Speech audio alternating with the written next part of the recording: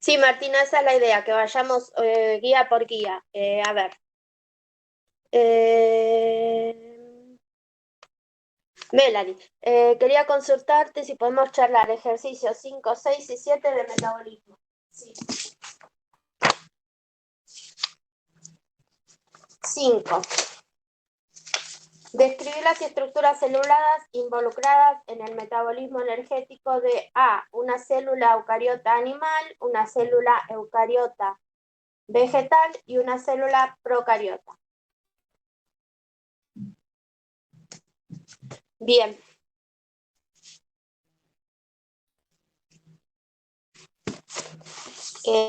Cuando hablamos de metabolismo energético, ¿a qué hacemos referencia?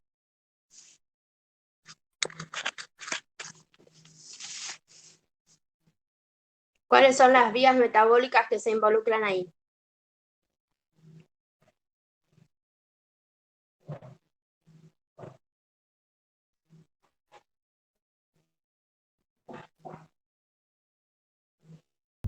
Partimos de la glucólisis. La glucólisis es una parte. ¿Qué más podría pasar? La glucólisis queda como resultado ATP, NADH, ¿y cuál es el producto? 2-piruvato, y ahí vemos si vamos para la respiración, o sea, formación de acetil-CoA, respiración celular, Sí, o las fermentaciones. bien. Entonces, esas opciones, ¿en qué tipo de células podrían darse?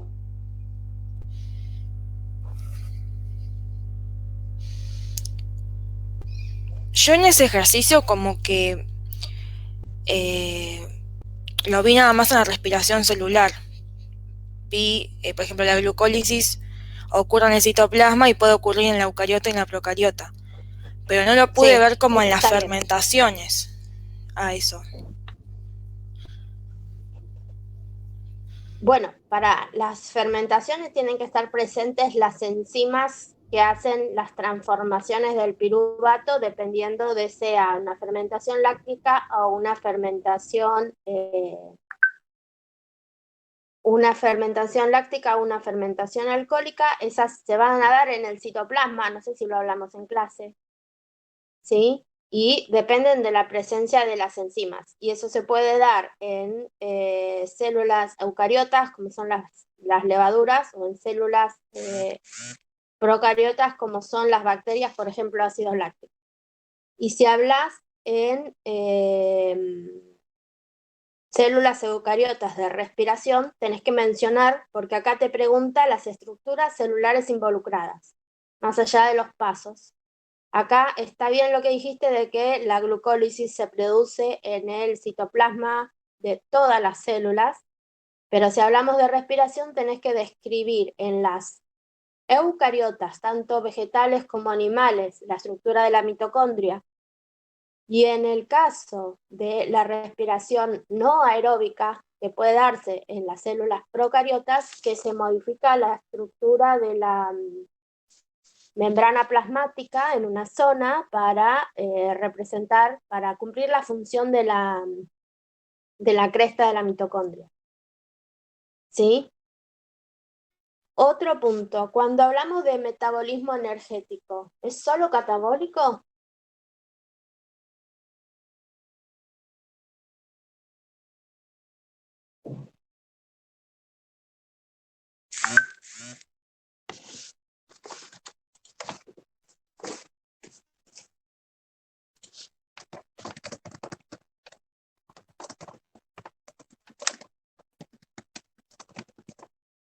¿Eh?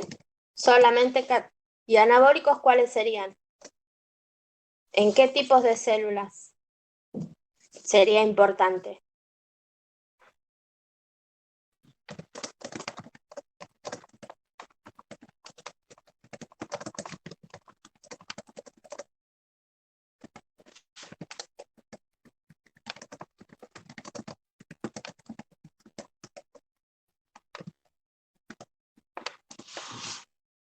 Bien, ahí tendrías que hablar de los cloroplastos. ¿Qué reacciones se producen en los cloroplastos?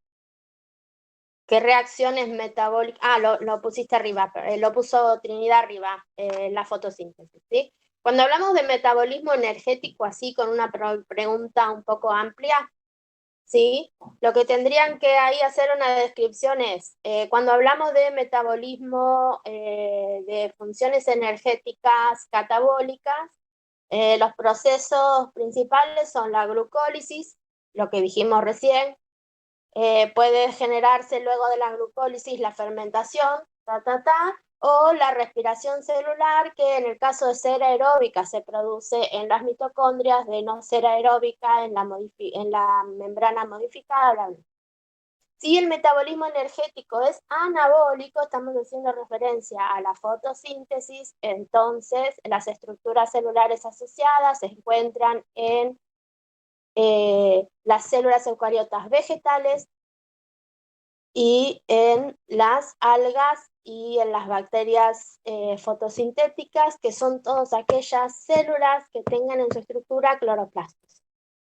Y ahí dicen que el cloroplasto es una organela con una doble membrana, la parte externa lisa, la parte interna plegada, que esos pliegues se llaman los tilacoides, y describen lo que es la estructura del cloroplasto, ¿sí? Es amplia la pregunta, por eso habla de metabolismo energético, sin mencionar si es catabólico o anabólico, y también la pista está en que hace la diferencia, quiero decir, entre célula eucariota animal y célula eucariota vegetal, y la diferencia ahí está en que las vegetales tienen la particularidad de tener cloroplastos y poder llevar adelante la fotosíntesis. ¿Se entiende a qué hace referencia la pregunta, que era la 5, ¿no? Fíjense que en la 6 está subrayado catabolismo de hidratos de carbono. Es más específica, ¿sí? Ahí simplemente habla de catabolismo de hidratos de carbono. Entonces ahí lo que tendríamos que hacer es la descripción del caminito, que sería glucólisis universal, destino del piruvato. Voy a terminar de leer a ver si dice. Nada. Si habla de catabolismo en general, entonces tenemos que hablar de los posibles destinos del piruvato que se forma luego de la glucólisis, que sería, bueno, las fermentaciones y la respiración. Y en la última oración que dice mencionar las diferencias que se podían producir en un organismo anaeróbico, bueno, una parte ya la describimos con las fermentaciones, y la segunda diferencia importante es cuando no está el oxígeno como aceptor final de electrones, ¿sí? No se produce agua, es otro el producto, dependiendo de quién es el que acepta quién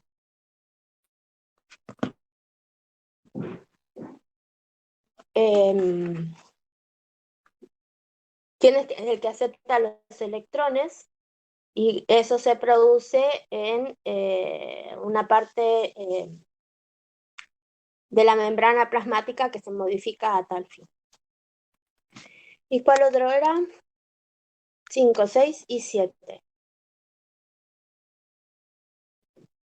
Bueno, este es mucho más simple porque solamente pide los balances, ¿sí? Considerando el proceso de respiración celular aeróbica, indicar en cada etapa los reactivos, los productos y la ganancia energética. Entonces, acá tendrían que poner en la glucólisis, bien, una molécula de glucosa con ATP da el piruvato, y en cada una de las ATP, ganancia, Melanie está poniendo cuando se refiere a ganancia energética sería del ATP. ATP, ganancia energética, ADP no. Sí, el ácido pirúvico es el nombre genérico, pero en un medio acuoso el ácido pirúvico va a estar disociado, por lo cual en realidad la manera correcta es de hablar del piruvato. Todo depende de cómo escribas la estructura, si lo escribís disociado o si lo escribís con el grupo, con el protón, digamos. Por al ser un ácido, por más que sea un ácido débil, en medio ácido, en medio acuoso está disociado.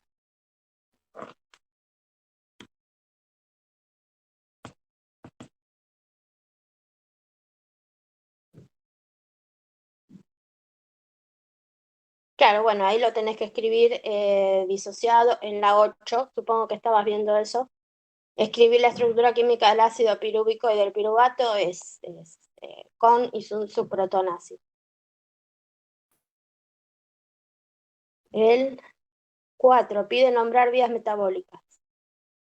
¿Qué es el ATP? ¿Qué papel desempeña en el metabolismo celular? ¿Qué relación existe entre esta molécula y las rutas anabólicas y catabólicas?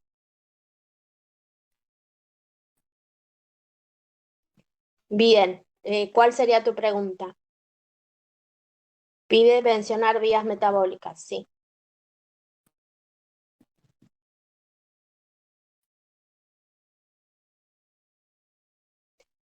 Claro, una ruta catabólica es la glucólisis, la terminas ahí, o las fermentaciones, sí. Y las anabólicas podrían ser, por ejemplo, la fotosíntesis y la gluconeogénesis, sí.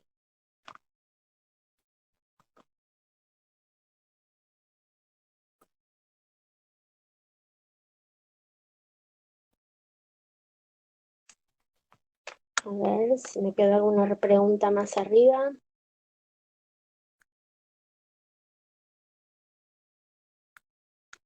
No sé si hay otra pregunta de metabolismo. Sí, hola, profe, buen día. Yo te quería Sí, preguntar en el 3, que sí. pregunta el modelo, en el 3A, ¿qué modelo hace referencia?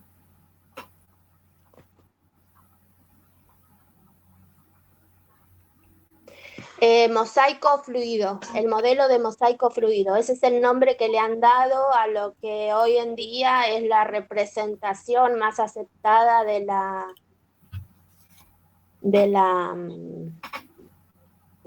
membrana. Bien, Eso de que es una doble capa lipídica, que tiene proteínas embebidas, proteínas señales, que tiene canales, poros, todo eso es como se modela a la membrana. bien, y saber eso, Y digamos, lo que mencionaste. sí, y el nombre es mosaico fluido. Buenísimo, gracias. A ver, creo que aparecieron unas preguntas. En el 9 planteé una regla de 3. Sí, está bien, sí. Sabiendo cuánto es la masa de un mol de glucosa, sabes cuál es el rendimiento en ATPs. Así que sí, básicamente es eso. Es una regla de 3. Trinidad. Rutas catabólicas no serían la respiración y la fermentación. La respiración es otra ruta metabólica donde el primer paso de la ruta es la glucólisis, pero la glucólisis en sí también es una ruta más chiquita, si quieres decirlo, si quieres verlo. Y la fermentación también es una ruta catabólica. 12 y 13 de metabolismo también. Sí, también es el primer paso de la fermentación, sí. 12 y 13 del metabolismo. En este había unas preguntas en el campus del ejercicio 12 y están mal las referencias de la figura, que sería la tercera figura, pero en realidad, como yo corté algunas figuras del paper, quedó que la figura 3 en realidad dice figura 5. Y si se fijan en las referencias, no sé si lo tienen a mano, ¿sí? En lo que es la figura, están viendo el problema, ¿sí? El ejercicio habla de los cambios que se ven en el almacenamiento post cosecha de un fruto de guayaba. Para eso, el experimento consistió en cosechar este fruto en 3 estadios de madurez. El madurez comercial, uno cosechado un poco verde y uno cosechado muy verde, digámoslo así. Temprana y muy temprana, y ahí ponen los días de cosecha, ¿sí? Y después, en función del tiempo del estadio de madurez a cosecha, también los almacenaron a 2 temperaturas distintas, ¿sí? Vieron cómo se modificaba el peso durante el almacenamiento, cómo cambiaba la firmeza durante el almacenamiento y cómo era la tasa respiratoria de esos frutos durante el almacenamiento.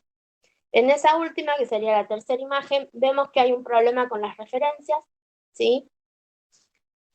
Porque vemos que dice T3, T3, T2, T2, T2, T2. Hay un montón de T2, hay 2 T3, ¿sí?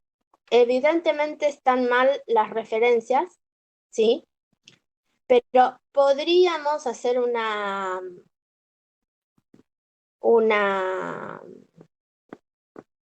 ajuste y vemos que las 3 que están por debajo, a ver, creo que puedo cambiar la cámara, a ver, sí. Lo que yo quería decir es, más allá de lo que diga acá, que esto es un lío porque están casi todas mal, ¿sí?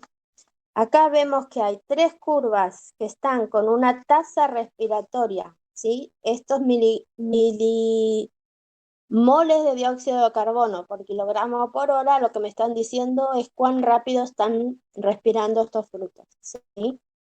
¿Qué conclusiones podemos ver? Es que tenemos 3 de los tratamientos que tienen una tasa respiratoria muy, muy baja, si se fijan la escala, ¿sí?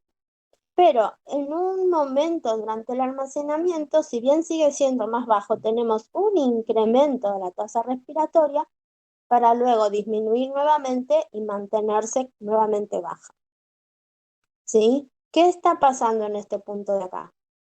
Más allá de que la tasa respiratoria sea muy baja, ¿sí? Y además vemos que los 3 tienen un comportamiento muy, muy similar, ¿sí? ¿Cómo se denomina este comportamiento?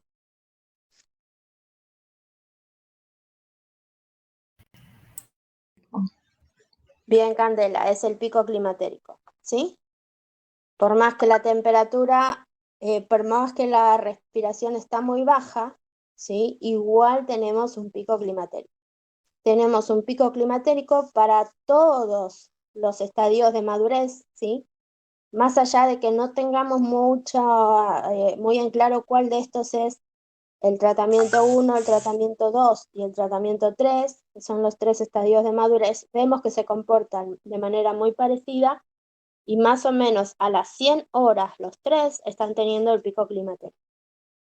Si eso lo vemos para las curvas de arriba, hay un poquito más de diferencia, ¿sí? Y podríamos llegar a decir, ¿sí? En función de capaz que yo, que tengo muchos más años trabajando en esto, puedo decir a cuál corresponde T1, T2 y T3, ¿sí? A tiempo cero, sabiendo que un fruto que está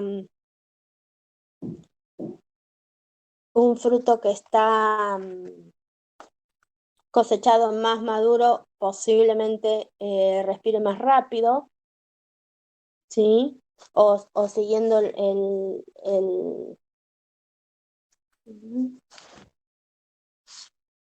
siguiendo a ver las referencias, dice T3.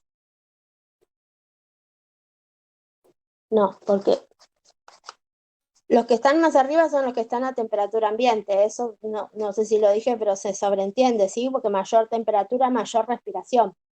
Estos son los 3 que están refrigerados, tratamiento 1, 2 y 3. Y acá de nuevo tengo tratamiento 1, 2 y 3 a temperaturas más elevadas, por lo cual las tasas respiratorias son más grandes. Y vemos también un comportamiento parecido donde hay un incremento, ¿sí? Y una disminución rápida de la y una disminución posterior muy rápida de la tasa respiratoria. Acá el pico, ¿sí?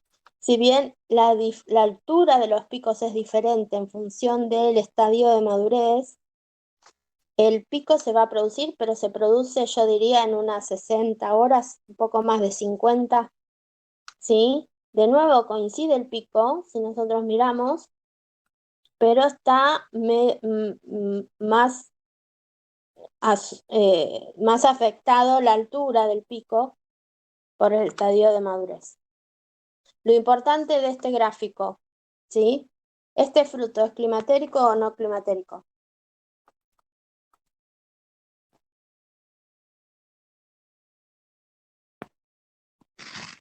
¿Cómo si se ve si es climatérico? ¿Cómo se ve si se ve durante la post cosecha? Sí, siempre todo esto se mide en la post cosecha.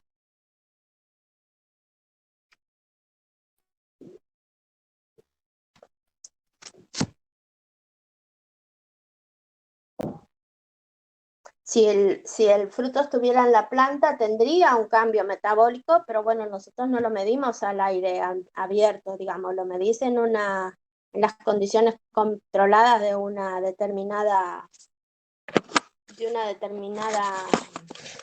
empresa. Sí, en las condiciones controladas. Si está puesto en la planta, no lo podés medir. Tendrías que encerrar la planta en una bolsa y ver cuánto respira. Gabriela, en ese mismo ejercicio, en el gráfico que es peso versus días, no me queda claro Sí. por qué las curvas de los frutos que están a T1, ¿no? Que fueron cosechados tradicionalmente a los 120 días, ¿por qué están en el medio y no último? Si No es sé, yo el tampoco. fruto más No maduro. sé, por eso todas estas cosas se miden. No sé una Ah, explicación, porque quizás tiene más agua porque el fruto todavía está recibiendo muchos nutrientes del resto de la planta y en algún momento la planta dice, bueno, este fruto ya está maduro, se va a caer y le deja de mandar nutrientes, entonces recibe menos savia y tiene menos agua. Solamente de ver un gráfico no lo podés hacer, no lo podés saber la explicación, o yo no la sé, capaz que un botánico te puede decir. Por eso todas estas cosas se miden y se evalúan. Entonces vos ya sabés cómo se comporta este fruto una vez cosechado. No sé, te pregunté por qué de las cosas. no, no pregunta, pero cuando lo estaba analizando me entró la duda. Pensé que, Claro, pero no sé. es muy botánico eso, la verdad que no lo sé. Lo que sí vos ves en este caso es que hay una pérdida de peso muy marcada, por lo cual es recomendable hacer algún tipo de control de las condiciones post cosecha. Gaby, una consulta en esto del peso. Sí. Cuando decimos pérdida de peso, ¿es por la pérdida de agua por la transpiración y por la degradación de compuestos? Claro, las dos O sea, cosas sumadas. las dos cosas sumadas, pero el agua prevalece más en lo que es el peso, por ejemplo, para No que... lo sabés. Habría No que lo sé. analizar la composición del fruto. Vos acá solamente sabés que está perdiendo peso. Está Perfecto. perdiendo peso porque se deshidrata y porque respira. Y ¿Cuál de entonces, esos dos? perdón, ¿cómo explico las diferencias entonces? O sea, no puedo establecer como generalidades. Sí, Solo puedo decir generalidades. que, Sí, generalidades podés decir. Podés decir pero que no hay puedo una pérdida decir que de cuanto peso. más maduro, menos peso. No se cumple en En este caso no. Lo estás viendo en los gráficos, que más maduro no es menos peso. Pero sí que todos pierden peso independientemente de qué estadio de cosecha. Lo que se podría después acá es calcular las pendientes y podrías decir, bueno, la velocidad de pérdida de peso de tal tratamiento es mayor que la del otro tratamiento, pero sin hablar de por qué. No, sí, Para lo que hablar pasa es de que por yo qué me estoy tenés imaginando que ponerle vista en el parcial que piden las justificaciones pero y la como que me justificación perdí, ¿me es esa. entendés? No, si vos me decís pierde peso, si yo pierde peso, yo lo veo acá, está bajando el contenido de agua. ¿Por qué pierde peso? Porque está transpirando, porque está respirando y eso genera el consumo de azúcares y que se pierden como dióxido de carbono y agua.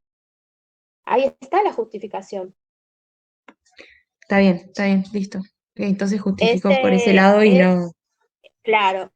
Y después vos lo ves acá, la tasa respiratoria no es la misma en todos los estados de oxidación, en todos los estados de madurez. Entonces está bien que pierda peso de manera distinta. Está bien, claro, entonces vamos por ese lado. De- Tiene diferentes madurez, pierde claro, peso. justificaciones tenés. El que yo no, digamos, no sé hasta dónde quieren ir ustedes a explicar los porqués Claro, más porque allá yo de eso. lo que yo quería era como que, nada, decir que se cumplía la generalidad de que a mayor madurez menos peso, pero, y ahí me vi perdida, pero sí, está bien, Lo que entiendo. pasa es Como, que mayor madurez sería sobremaduro, y acá no lo tenés a sobremaduro. no, no, pero entendía que el del T1 estaba más maduro que los demás. Sí, está más maduro, pero no está sobremaduro. Está bien. Porque acá vos estás hablando Claro, puede ser por eso, de, entonces que también está ahí en el medio, porque si hubiera estado más maduro, por ahí sí estaría más abajo. claro, sí. Es la tradicional, temprana y muy temprana. Está cosechando verde, está tratando de... Seguramente este estudio es para encontrar el punto de madurez fisiológica. En los frutos, en los frutos climatéricos se puede cosechar de manera temprana, ¿sí? Sin haber llegado a la madurez óptima o la madurez comercial, no óptima, sino sin haber llegado a la madurez comercial, pero tiene que haber alcanzado la madurez fisiológica en la planta. O sea, un grado de madurez tal que vos lo puedas mantener más tiempo almacenado, pero que igual alcance la madurez comercial, o sea, el sabor, el gusto, la textura, el Claro, color ¿sí? Entonces, acá ellos están bajando las fechas de cosecha, digamos. ¿Por qué es un fruto climatérico? Seguramente yo no puse acá toda la información del artículo, pero seguro lo que ellos estaban buscando es cuán temprano podemos cosecharlo. Conviene cosechar lo más temprano posible porque te dura más después en la cosecha, ¿sí? No sé, la guayaba es una fruta muy parecida a la granada, nosotros no tenemos acá, no es un fruto muy consumido, pero es un fruto tropical. La refrigeración de estos productos es muy difícil y tenemos un almacenamiento refrigerado a 7 grados centígrados. Por ejemplo, las manzanas van a 2 grados, ¿sí? Entonces no es fácil tratar este fruto refrigerado. Fíjense que los refrigerados son cuadraditos, son los que están llenos. Así todo con la refrigeración, la pérdida de peso fue importante y midieron hasta 8, o a ver, 8, 9 y 12 días de refrigerado solamente, ¿sí? Es un tiempo relativamente corto. Gaby, y que se mantenga constante el peso. Por ejemplo, para el tratamiento 1 refrigerado, ¿es bueno? O sea, yo puedo decir que este alimento es más óptimo que los otros porque mantiene el peso o no tiene nada que ver. Que se Sí, mantenga es un buen constante. factor que mantenga el peso, sí. ¿Cómo se comporta la textura de ese tratamiento? ¿Qué sería el tratamiento 1 refrigerado? Tratamiento 1 refrigerado, ¿cuál será de todos estos? Bueno, solamente midieron Creo que no 3 lo miden. referencias, no lo miden. Miden el 1 pero ambiente y 3 refrigerado.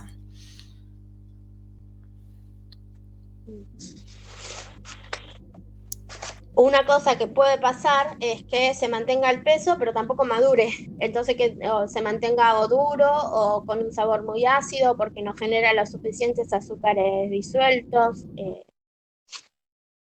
Por lo general hay que ver más de una cosa junta para ver cuál es la mejor de las combinaciones.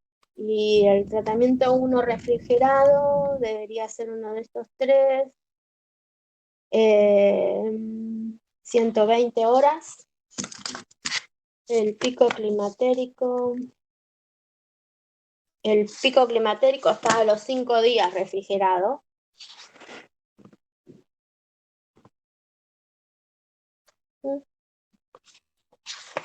Desde el punto de vista del peso está bien porque se mantiene.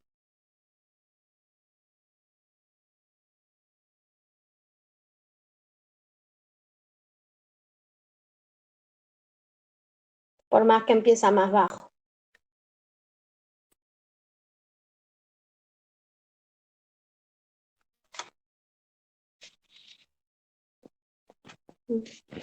Gaby, una consulta. Ujú. Podemos decir, porque me perdí en eso, podemos decir entonces que ponerle a mayor tiempo el fruto es más maduro, por lo tanto pierde peso por la transpiración y por la respiración. No entendí. O sea, digamos, ¿podemos relacionar el peso con el avance de la maduración? Eso es como que me perdí en lo de sobremaduro. No necesariamente con el avance de la maduración, sí con la respiración y con la transpiración. Eso es directo.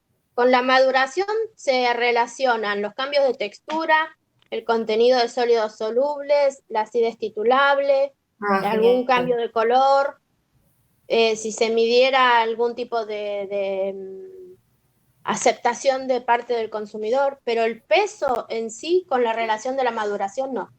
Perfecto. Entonces, ponele la temperatura, sí podemos relacionar el maduración. Con la maduración, acá estamos hablando del estadio de... Pero eso no, digamos, no nos da los por qué, sí nos da lo que vemos, ¿eh? Son como síntomas. Tiene fiebre. ¿Por qué tiene fiebre? No lo sabemos, pero tiene fiebre. ¿Se entiende? Yo no puedo, yo, técnico en alimentos, no puedo explicar por qué el fruto cuando lo cosecho a los 112 días pesa más que cuando lo cosecho a los 120. Pero Claro, sí, sí sí. puedo describir qué pasa con ese fruto.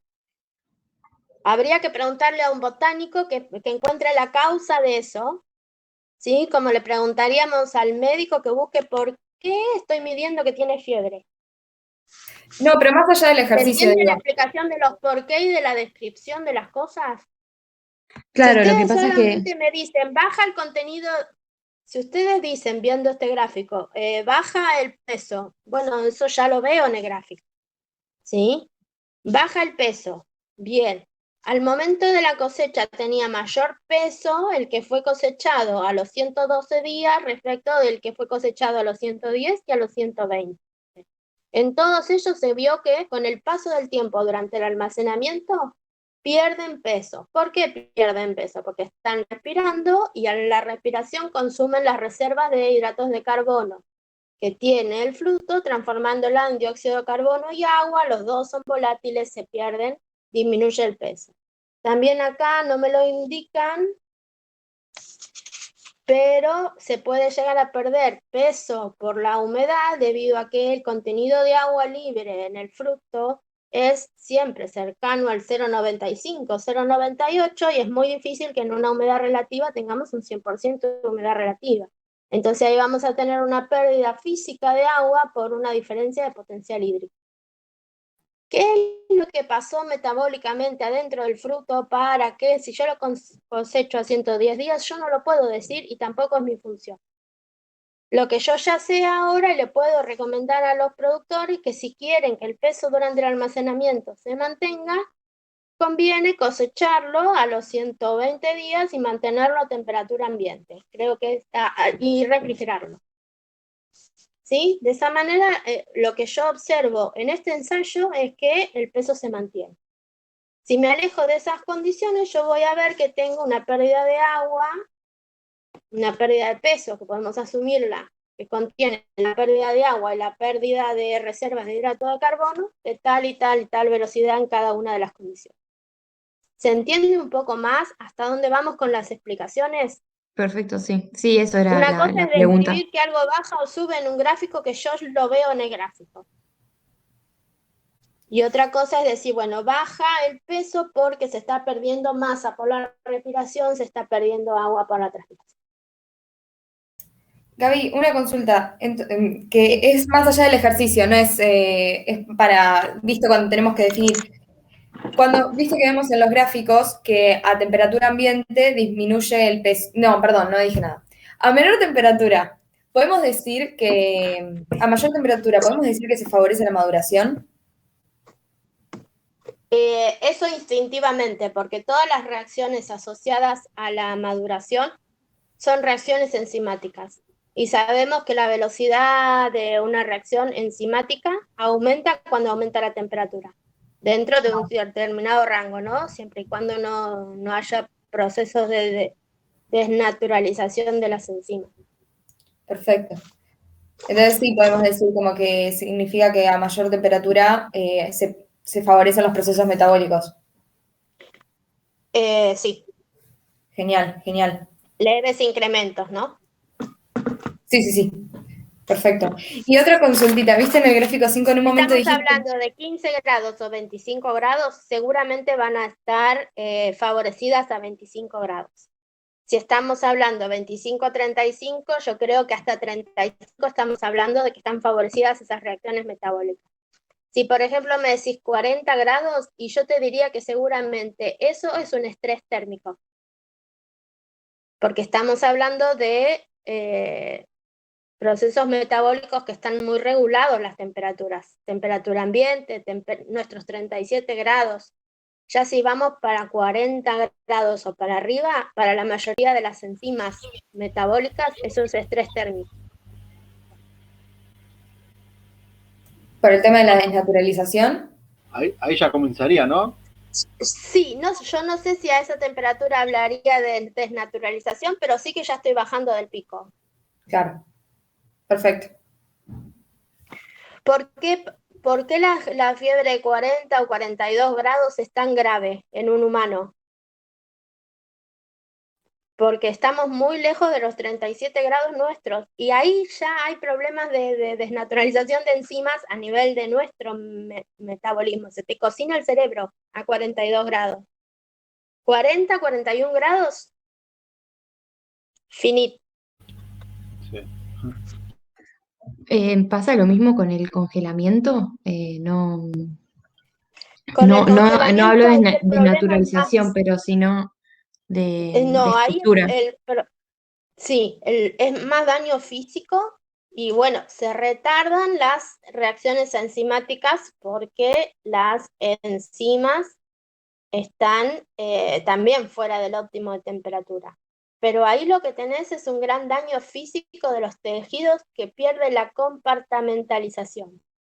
La compartamentalización de la célula permite que cuando una enzima y su sustrato se ponen en contacto sea de manera controlada, porque hubo algún mecanismo que permitió que la enzima o el sustrato pasen a través de una membrana, y ese paso fue controlado. Si la membrana está rota, no hay control de eso, y todos los sustratos y las enzimas se ponen en contacto de manera indiscriminada y se producen todas las reacciones de manera simultánea. El congelamiento tiene más ese efecto. Buenísimo, gracias. Gaby, en la figura 5, viste, vos dijiste algo del punto climatérico que se mantiene igual. ¿Se mantiene igual a los 3 estadios a la misma temperatura? O, por ejemplo, digo, si tengo 3 distintos estadios Claro, a la misma temperatura, sí. tengo el mismo punto climatérico, dependiendo, no depende de si lo saqué a los 120 días, 150. Por lo que yo veo en los gráficos, no. Perfecto, pero eso lo podemos generalizar. No. Ah, perfecto. Eso. Como que no es No. que se mantiene Por para eso, todos los por frutos. eso siempre se hacen mediciones de cada fruto que se cosecha, de cada variedad que se va a cosechar. Perfecto. Nunca puedo generalizar nada. Perdón, Perfecto. entonces, volviendo a lo del congelamiento, ¿sería entonces beneficioso o no beneficioso? Porque por un lado retrasa ¿Congelar la frutas y verduras? maduración, ¿Qué claro. cosa? Congelar frutas y verduras nunca. Ah, No no. congelamos nada, a no ser que las cosas que se congelan son para procesamiento posterior. Nada Ok. que se congele después puede volver al mercado de fresco. Claro, está bien. Nada. Y Claro, casi todos dependería. los vegetales y las hortalizas y las frutas que se congelan han tenido un proceso de escaldado previo, la mayoría. Entonces, el congelamiento sí sirve, pero vos, bueno, no sé si ustedes consumen granos de choclo, de arvejas, espinaca, brócoli, todo eso es para después cocinarlo. No hay frutas y hortalizas congeladas que después se consuman frescas. Sí, refrigerado, hay una diferencia ahí. Refrigerado y no congelado. Claro, por ahí dependería de para qué se use después de congelado, beneficioso o no. Claro, pero no como fresco y no es una tecnología post cosecha de lo que veníamos hablando, ¿sí? Post Claro, cosecha es para controlar la respiración, no para destruir por completo el sistema metabólico de la... Si congelamos va por otro camino, listo, ya está, congelaste, detuviste todos los procesos metabólicos, todas las reacciones, la mayoría de las reacciones, ¿sí? Pero el cambio sensorial es muy marcado. claro. Bien. Sí, no se considera una técnica de conservación post cosecha la congelación.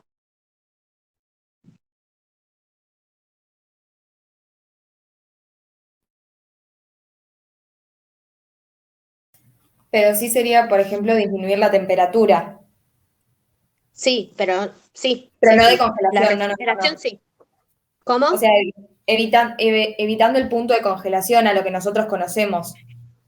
Claro, casi todas, no, todas las frutas tienen un punto de refrigeración óptimo y yo creo que algunas tablas les mostré donde se dice cuál es la composición óptima de la atmósfera para almacenarlo, contenido de dióxido de carbono, contenido de oxígeno óptimo, si se recomienda o no utilizar absorbedores de etileno y cuál es la temperatura óptima de almacenamiento. Yo que durante varios años trabajé con lechuga, yo sé que eran 2 grados centígrados, 4% de oxígeno, y es sensible al etileno, por lo tanto sería bueno que no haya etileno en el ambiente en el cual se está almacenando lechuga. Eso te lo puedo decir de memoria, porque trabajé un montón de años con técnicas de conservación de lechuga.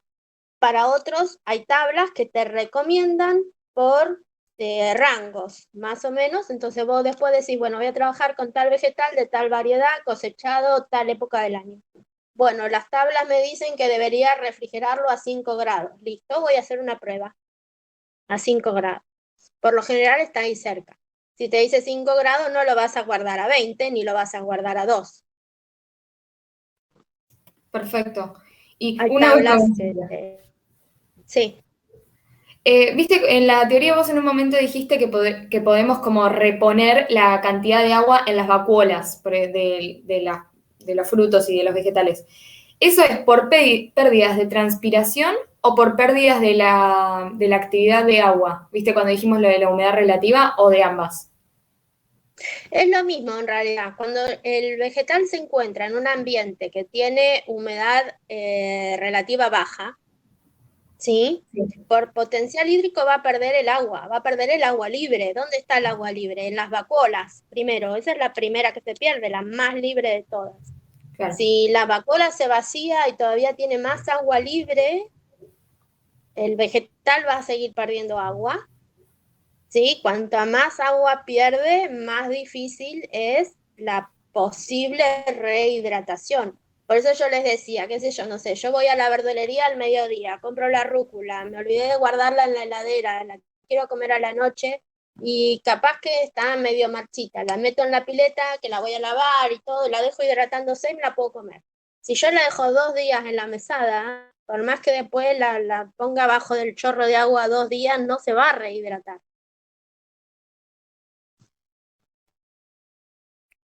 Es como que hay un margen de rehidratación de la vacuola. No sé si se fijaron, en algunas verdulerías están constantemente rociando Sí, eso te iba a preguntar, las... ¿cómo hacen ellos para mantenerlo, ¿no?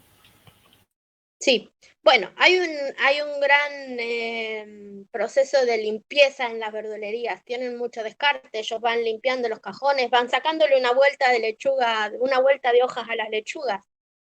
Por ejemplo, la verdulería que yo voy acá enfrente de mi casa tiene una heladera exhibidora y adentro de la heladera tiene unos cajones envueltos en plástico de donde te saca la rúcula o la espinaca. No tiene la rúcula y la espinaca exhibida en los cajones normalmente. La saca de la heladera.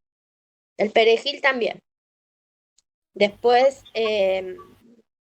la lechuga y otros vegetales de hoja un poco más resistentes los tiene en las estanterías. Pero la rúcula y la espinaca la saca de la heladera y de adentro de la heladera, de adentro de un cajón cubierto con plástico. Entonces está refrigerada y protegida de la deshidratación ambiente, digamos.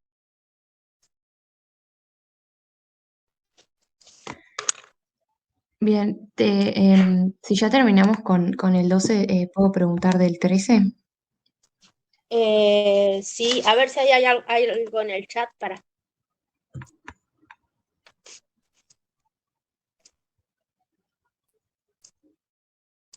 Guadalupe, preguntaste, ¿por qué hay un gráfico en teoría que dice si se realiza la cosecha acá? Y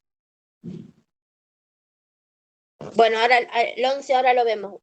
Guadalupe, ¿qué me preguntabas ahí? Creo que eso estábamos hablando de la madurez fisiológica, ¿no? Ah, está bien. En el Guadalupe está preguntando del 11 y ahora vamos al 13, ¿sí? En el 11 dice, se estudia el comportamiento post cosecha de un fruto climatérico, evaluando el efecto del tiempo de almacenamiento, que fueron de 10 días a 7 grados. Se miden estas variables. Bien, y la pregunta sería producción de oxígeno. Sí, sí, sí, me dice que pide producción de oxígeno, dióxido de carbono y etileno. Si ahí en el corte y pegue me quedó, sería producción de dióxido de carbono y de etileno y consumo de oxígeno. Sí. El 13, ¿no?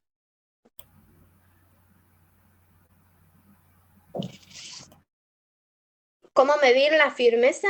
La firmeza se mide con diferentes equipos más o menos precisos.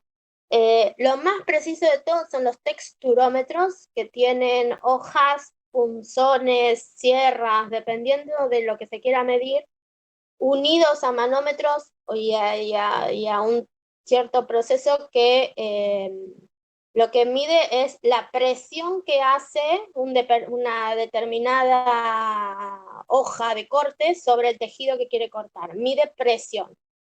A mayor presión, mayor textura, ¿sí? Porque quiere decir que tengo que hacer más fuerza para romper un determinado tejido. Esos texturómetros para carne manejan un cierto rango y para frutos otros. Y hay otros que son mucho más simples, que se pueden utilizar aún a campo porque son transportables, que son como unas agujas, esos se llaman penetrómetros, ¿sí? Y el proceso de medición es similar, pero solamente es como una especie de punzón que también mide cuál es la presión que se debe hacer para atravesar, para que esa púa que tiene ese punzón pueda perforar una superficie. Nosotros tenemos uno y lo hemos usado con frutos rojos, ¿sí? Con frutillas, lo usamos con kiwi también, con arándanos. Uno lo apoya sobre el tejido que tiene que ser el fruto intacto, porque lo que mide es la fuerza que hay que hacer para romper la piel. Acá, ¿qué esperamos? Que durante el almacenamiento la textura sea más alta o más baja. La firmeza tiene que aumentar o disminuir.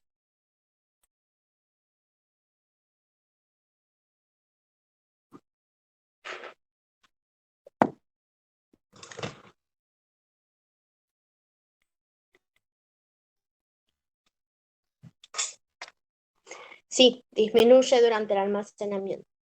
Sí. Con los datos, sí, sí.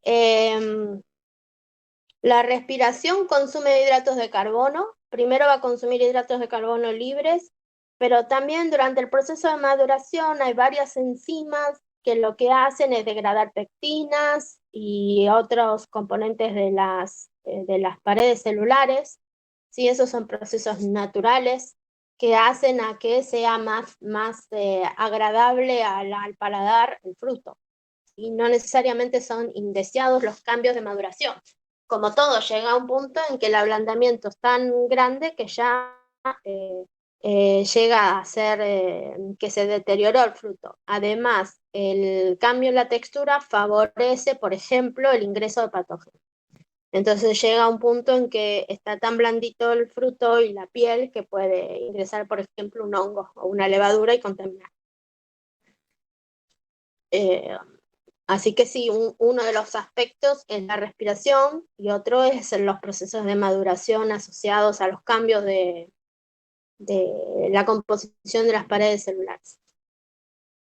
Gaby, también en No la sé, firmeza podría estar el agua, ¿no? Afectando. ¿cómo? El agua también puede ser que esté afectando la firmeza. Pérdida de agua, sí, también. Genial. Sí, Esa misma agua que sí, sí, decimos sí. de transpiración. Sí, puede ser que las vacuolas estén vacías. Sí, Perfecto. eso también hace que tengan menos firmeza. Eso se asocia más al marchitamiento que a la pérdida de firmeza, pero bueno, va todo dentro del mismo. Y profe, en el D es el que pregunta de la temperatura y fue más o menos de lo que hablábamos antes. Viste que dice -1 grado centígrado, entonces ahí no sería beneficioso. No, no sería beneficioso.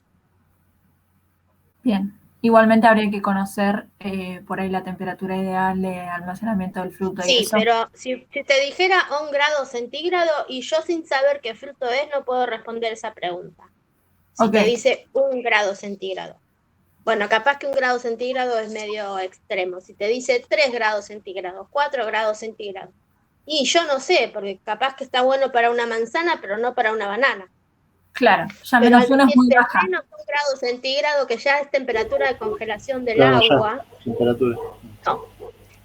Ok, Otra cosa, si yo te digo -30 grados centígrados, ¿qué diferencia habría entre -1 y -30? No sé si eso lo hablaron con Karina en la unidad de agua al inicio. ¿Qué pasa con un congelamiento rápido y un congelamiento lento? La formación de cristales. Sí. Si yo les digo, bueno, voy a congelar una frutilla a -30 grados centígrados, o sea, no tengo ni idea, capaz que voy a exagerar. En 5 segundos está congelada la frutilla. Y capaz que el daño de cristales ahí es bajo, ¿sí? No me arriesgaría, yo tampoco. Esa claro. frutilla no es que va a estar como nueva, pero capaz que no necesariamente la tengo que usar para dulce y sí la puedo usar para decorar una torta, por ejemplo. Claro, Que bien. mantenga cierta estructura y esté más blandita, pero si yo la congelo a -1 grado, si ustedes meten una frutilla a su freezer en su casa, sacan puré de frutilla. La sacan congeladita hermosa, pero cuando se descongela es puré. Claro, A sirve mí me para pasó, mermelada, a ver, licuados.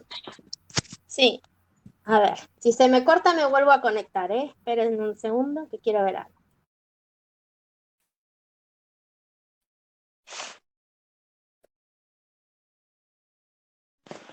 Yo lo guardé para mostrarles a ustedes.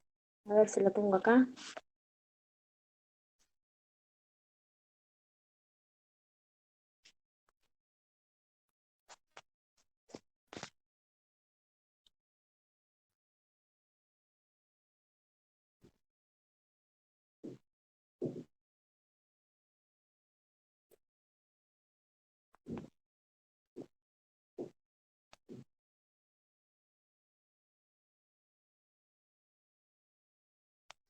Quiero compartirles una foto que tengo en el celular. No sé cómo compartir pantalla. ¿Ustedes ven la pantalla de mi celular? Sí, sí, sí. Sí. ¿Y ahora están viendo un huevo? Sí, Bueno, el huevo este me quedó pegado, cociné un huevo duro y al final no lo comí y sin darme cuenta quedó apoyado en la parte de atrás de la heladera, ¿se ubican? Cuando lo Claro. voy a usar estaba así. ¿Lo ven que está todo quebrado? Lo pelé. ¿Lo ven al huevo? sí, sí, se ve. Está completamente congelado. Una roca.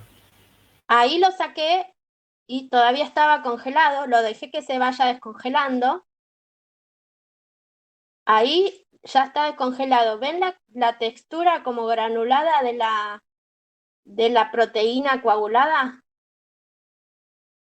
La textura era como una gelatina, más que la textura firme que tendría un huevo duro. ¿Ven? No sé si lo alcanzan a ver en la foto. Miren Sí, cómo más o estaba. menos. Horrible. Todos esos surcos que quedan es donde se formaron los cristales de hielo. ¿Lo ven? Y esto era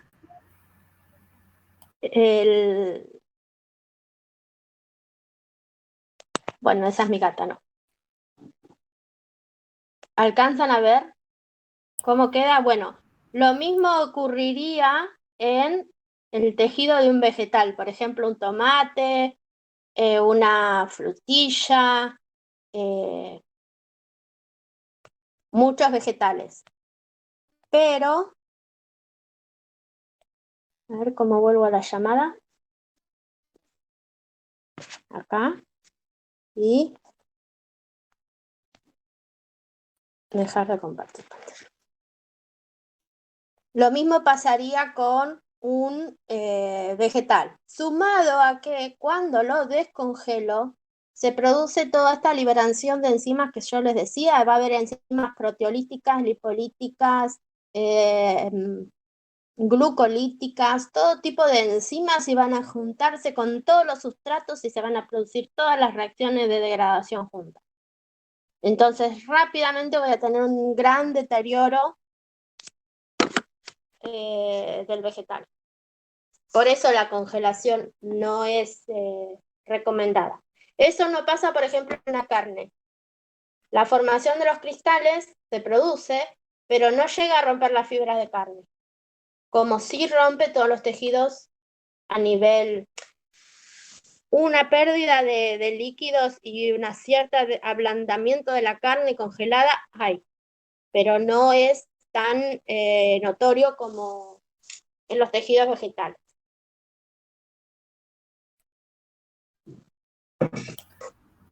Claro, perfecto, profe. Gaby, ahí me quedó otra duda del 11. En el punto C, que habla de almacenar el fruto en un envase con permeabilidad reducida. Sí. Si es climatérico, o sea, retrasa la madurez, si disminuyo el oxígeno. Sí, retrasa la respiración, de manera indirecta respiración. retrasa la madurez. Yo hablaría primero de la La respiración. respiración. Disminuye la tasa respiratoria porque el oxígeno es uno de los reactivos de la reacción, uno de los sustratos, ¿sí? Sí. Si baja la concentración de oxígeno va a respirar menos. Si respira menos, produce menos cambios a nivel O de sea, composición de se hidratos de favorece. carbono. Sí, es bueno. En este caso es una buena estrategia almacenarlo de modo de que se reduzca, dije bien, reduzca el contenido de oxígeno. Esa sí es una buena estrategia.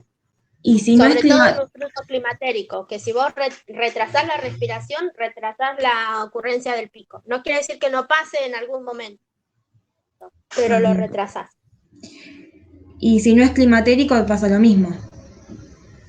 Si no es climatérico, no tiene mucho efecto porque la tasa de respiratoria es tirando a constante igual. Porque no tiene pico.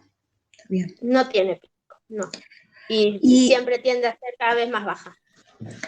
Y cuando hablan de la atmósfera modificada, No entiendo Sí, muy bien cuando aumenta el dióxido de carbono. Como que le reducen el oxígeno y le aumenta el dióxido de carbono. O sea, ¿en qué favorece en la respiración? porque el oxígeno es un sustrato y el dióxido de carbono es un producto. Entonces, cuando se acumula el producto, lo tenés que pensar como una reacción en Una equilibrio, reacción, bien. ¿sí? Entonces, si te acordás del Le Chatelier, el principio del Le Chatelier, Sí, más o menos, más o menos. Sí, cuando hay Física más General uno, producto, creo que en general no, bueno, el principio del Le Chatelier cuando habla de las reacciones es, si vos incrementás uno de los productos, se desplaza la reacción para el lado de los reactivos. Y si vos disminuís los reactivos, ¿se acuerdan de eso? Sí, digamos, habíamos Sí, dicho sí. que el oxígeno es uno de los sustratos. Entonces, si yo bajo la concentración del sustrato, tengo menos reacción. Y el producto el dióxido de carbono es uno de los productos. Si yo incremento la concentración de uno de los productos, la reacción no se produce porque tengo mucho producto. claro, como O que va se a produce respirar menos, menos, la respiración va a va a disminuir. respirar menos. Ah, bien, Sí.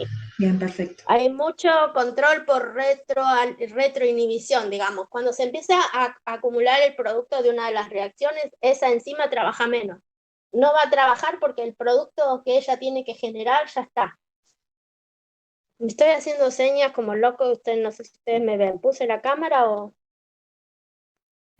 No, no, no tapo.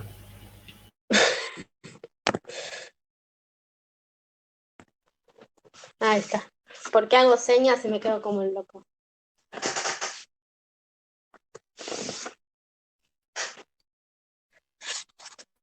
Mm, Gaby, ¿podríamos charlar el 13?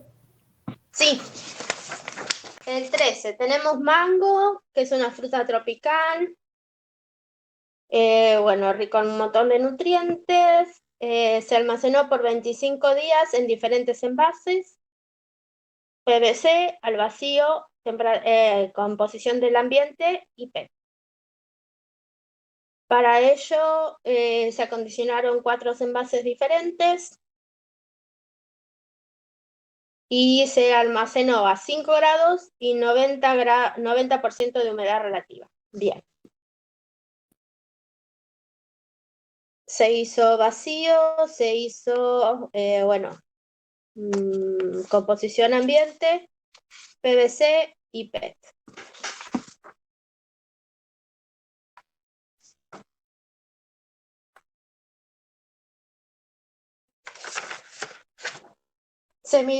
Yo acá les muestro firmeza y grados Brix. ¿Qué serían los grados Brix?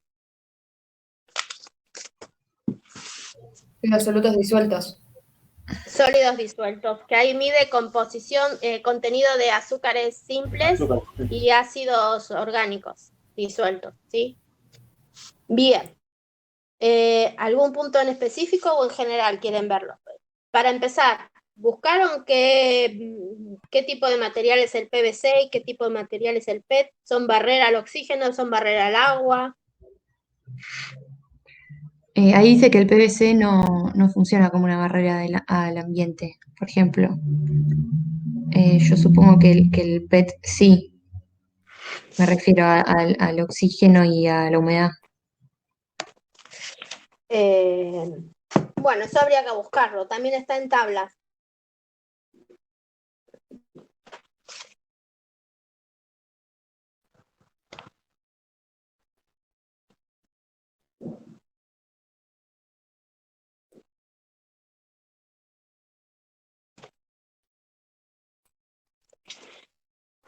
El PVC, el PVC y el PET.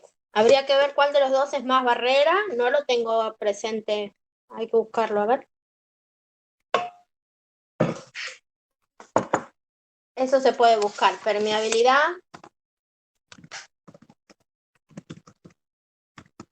al oxígeno, al vapor de agua, por ejemplo. PET y PVC.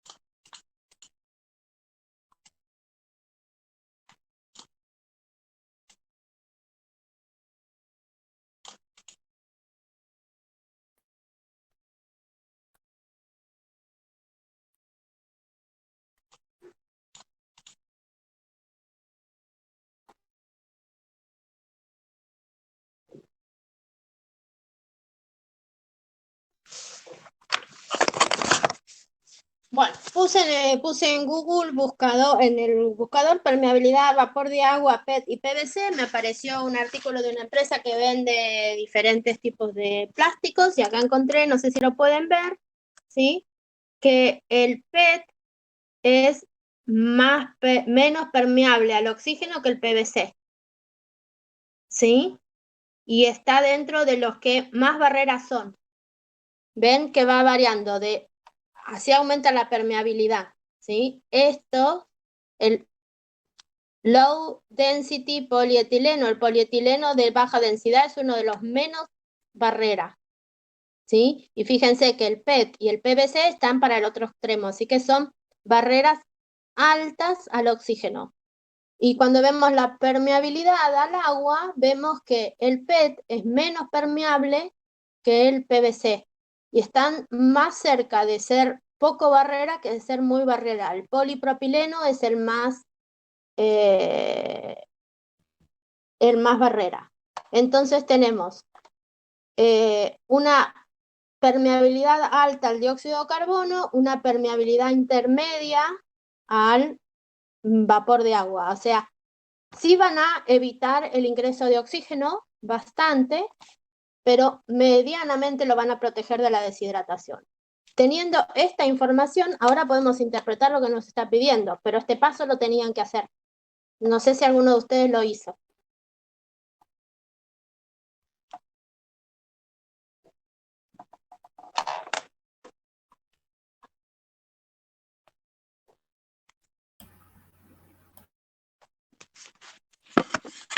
¿No? Lo de buscar los datos, yo no, profe. Algunas veces pasa eso, sí, de que ustedes tienen que encontrar alguna información que no está completamente dada en el enunciado, ¿sí? En este caso, ya viendo eso, entonces tienen un poco de información extra. ¿Qué pasó en el vacío? Completamente barrera a todos los gases y también al agua. Eso sería lo que consideramos una barrera completa, ¿sí? Ahora veamos qué era lo que preguntaba.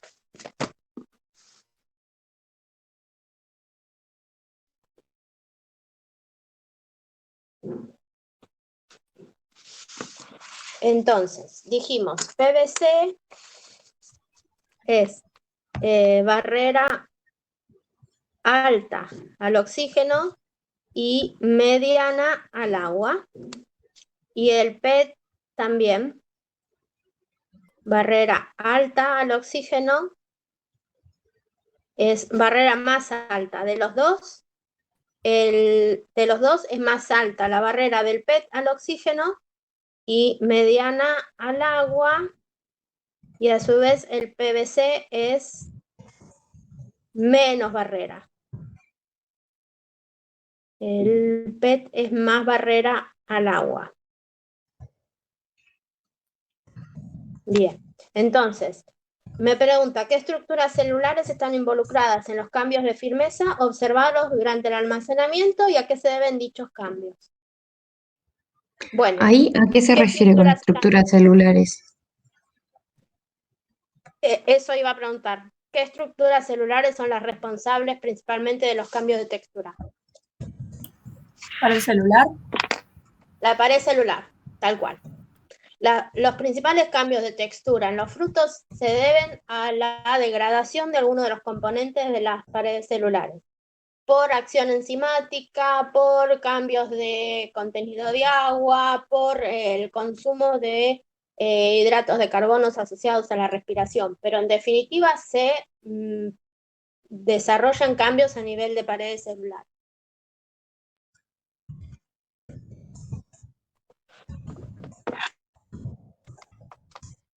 La pérdida es muy rápida en el vacío, es muy rápida, es bastante constante la pérdida en el triangulito, no veo triangulito. Fíjense, si miran en la figura A, Vacío y AM los dos tienen cuadradito. Pero en la de grados Brix, el AM tiene triangulito. Ambiente sería triangulito y fíjense que es la que va perdiendo textura, no tan rápido como el vacío, pero sí debido a pero sí va disminuyendo. Después se mantiene bastante la textura en el de PVC y se mantiene mucho más en el PET.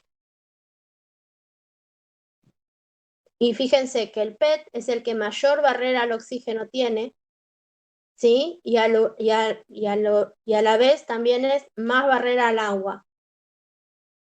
Entonces está disminuyendo la respiración y seguramente también retrasando la deshidratación. Lo cual ayuda, estos dos procesos más lentos ayudan a mantener la estructura de las paredes celulares.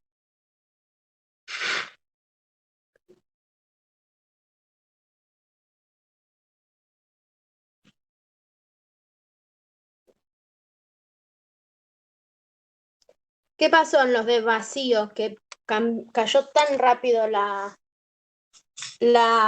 textura? Si aparentemente no debería respirar ese vegetal porque está en vacío, no hay oxígeno.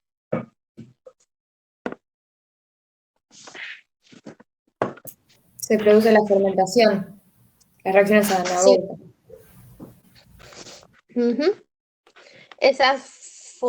Esas reacciones de fermentación van a liberar ácido láctico o etanol y todo eso también va a contribuir al deterioro del tejido, ¿sí?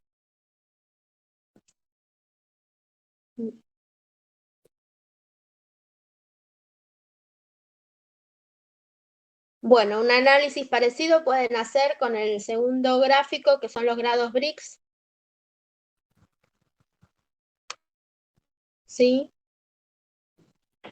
Este es mucho más directo el cambio en los grados Brix con la respiración.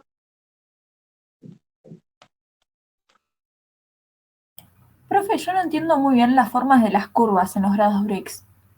O sea, ¿a qué se debe esa tendencia? Hay como que dos montañitas, por así decirlo. Como que no hay una tendencia marcada, como en las otras. Eso que hace así, no hay una tendencia, hay mucha variabilidad. Yo te diría que en medio, como que en el PVC prácticamente se mantiene, baja recién al final. Similar comportamiento para el PET que para ambiente, y sí ves una disminución rápida del contenido de grados Brix en el vacío y luego aumenta. ¿Y qué análisis se podría hacer? Porque si sube y baja constantemente es como que no puedes decir que a mayor maduración, mayor grados Brix, ¿o no? Sí, digamos, en este caso lo que vos ves es, en los otros, digamos, se está regulando la respiración, se está modulando manteniendo para que esta variación de los grados Brix no sea tan marcada. Seguramente está manteniéndose constante la tasa respiratoria, que nosotros acá no la vemos. En cambio, en los que están fermentando, primero bajan mucho los grados Brix, pero después el ácido láctico que se puede estar produciendo en la fermentación hace que aumente, porque los grados Brix pueden medir lactato también.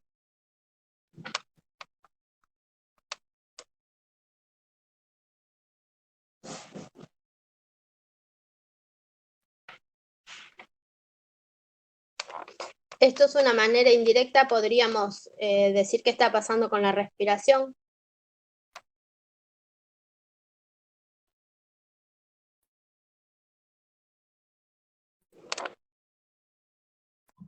No me queda claro, como que aumenta pero a la vez disminuye, o Sí, no hay una tendencia marcada en este. Claro, porque depende de los distintos compuestos que se vayan ir degradando y cómo aportan. Claro. Lo que sí, evidentemente, no tenemos una respiración descontrolada. Como sí podríamos tenerlo si nosotros viéramos una tendencia creciente a los grados Brix o muy decreciente. Como tenemos en el caso de los que están envasados al vacío, sí vemos una gran disminución de los grados Brix para luego aumentar. Eso podría ser que se están consumiendo los azúcares en la fermentación hasta que se empieza a acumular el lactato.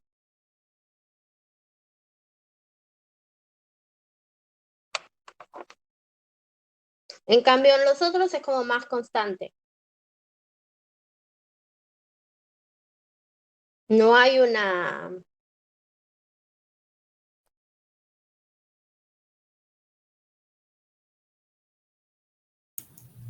Gaby, una consulta en lo del tema de grados Brix. Los grados Brix no importa ya nada de los contenidos de agua, ¿no? No tenemos que tener en cuenta el No, agua que hay. Solamente los solutos, los sólidos disueltos.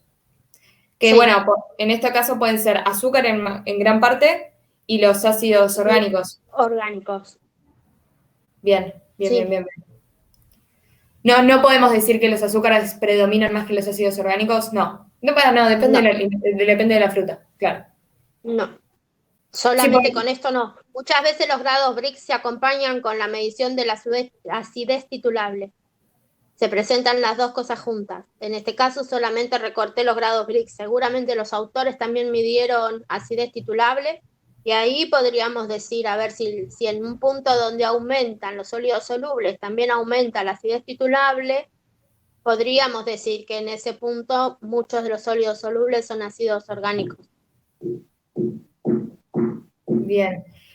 Otra Pero pregunta. solamente los grados Brix. La acidez titulable es la cantidad de ácido en el fruto. Sí, es una titulación. Perfecto. Se ¿Cómo titula se- la cantidad de... ¿Cómo?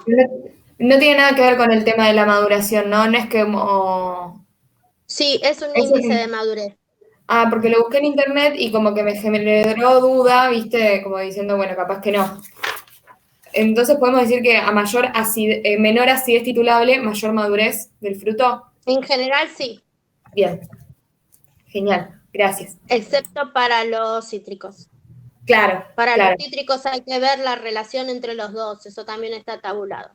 perfecto, genial, gracias. Eso te iba a preguntar, ¿cuál era la relación? Porque algo habías dicho en la clase, pero no me había quedado claro. No, pero varía para algunos. Por ejemplo, para cosechar una uva se mide la relación entre sólido soluble y acidez titulable. Lo mismo para cosechar las naranjas. Eso hicieron miles de pruebas hasta que encontraron que la composición óptima para cosecharla era tal porcentaje de tal contenido de grados Brix y tal contenido de humedad, de acidez. Pero no te puedo decir un valor y no hay un valor para específico, se miden las dos cosas. Ok. Lo que sí, si uno aumenta, el otro, digamos, se pueden ver los dos juntos y sacar alguna conclusión. No necesariamente aumentan los dos, no necesariamente uno aumenta y el otro disminuye.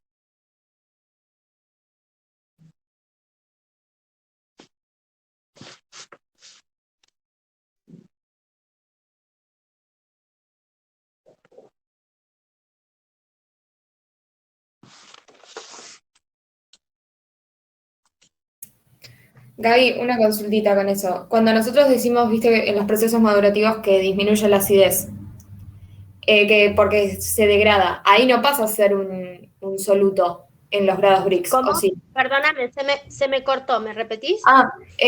Viste cuando nosotros decimos de la acidez titulable que mide la acidez en el fruto. Entonces, durante Sí. la maduración, esa acidez se degrada, pero no pasa a ser un Sí. soluto. O sea, no pasa a aumentar los grados Brix, hablando hipotéticamente, ¿no? Claramente depende de cada fruto. Dependiendo en qué se transforma. Claro, dependiendo de esa degradación en qué se transforma. No lo vas a saber nunca, depende. Claro. No, Perfecto. no. Pero puede pasar de que esa acidez se transforme en grados Brix, o sea, como que aporte a los Sí. grados Brix, esa degradación. Sí. Ah, bien. Genial. Gracias. Profe, tengo una pregunta. En el inciso B, que pregunta las ventajas y desventajas como consecuencia de la disminución de la firmeza. Ventajas podría ser que mejoran las características organolépticas, pero hasta cierta cantidad de días, ¿no? Claro, hasta un cierto punto donde esa degradación ya podría considerarse excesiva y tendríamos un fruto sobremaduro, por ejemplo. Claro. Y más susceptible a daños físicos y mecánicos, a contaminación con patógenos. Pero hasta un cierto punto es deseada y después se pasa de largo, digamos. ¿Y qué otra ventaja podría haber? ¿Ventaja? No muchas más. Todas desventajas después. Claro. Mayor fragilidad mecánica, mayor susceptibilidad al ataque de patógenos. Nada, si hay más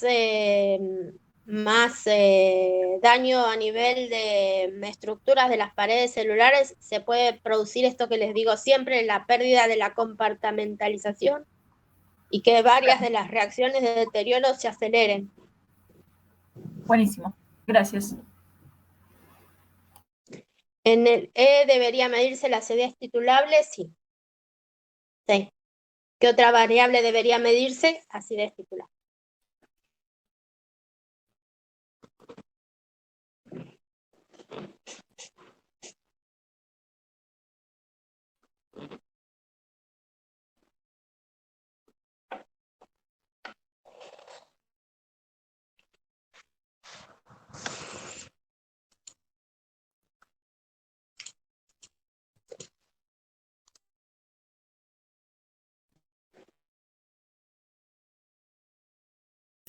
Gaby, no sé si alguien más tiene alguna consulta de la guía. Pues te quería hacer una consulta de la teoría. Sí, a mí me queda duda del, bueno, perdón, pero me queda duda del 13, de no sé cómo relacionar lo que pide con que sea un fruto no climatérico. Al ser no Perdón, climatérico, sí, en en el el F, último, en el F. perdón. Sí. Al ser un fruto no climatérico, la velocidad de respiración va a ser constante luego de la cosecha, no va a estar ese pico. Y por lo general, los frutos no climatéricos no son sensibles al etileno. Entonces, no tendría mucho sentido una modificación activa de la atmósfera ni la utilización de absorbedores o inhibidores del etileno, por ejemplo. ¿Sí? Igual acá lo más importante a tener en cuenta por el tipo de preguntas que está haciendo es que es tropical. ¿Sí? Un fruto tropical no aguanta bien temperaturas bajas de almacenamiento. Teniendo en cuenta eso de que no aguanta temperaturas bajas de almacenamiento por ser un fruto tropical y al no ser climatérico no es inmune al etileno y no se afecta mucho su respiración por factores externos. Bien, perfecto. Eso te debería permitir Sí, no responder las sabía preguntas. lo de que era tropical. Claro, fíjate que en la teoría estuvimos hablando del efecto de refrigerar las bananas. Claro, está bien, entonces se justifica por ese lado y no por... Sí. Y creo que la temperatura que se hizo acá fue de 5 grados. Es medio baja. Genial, gracias. Mango,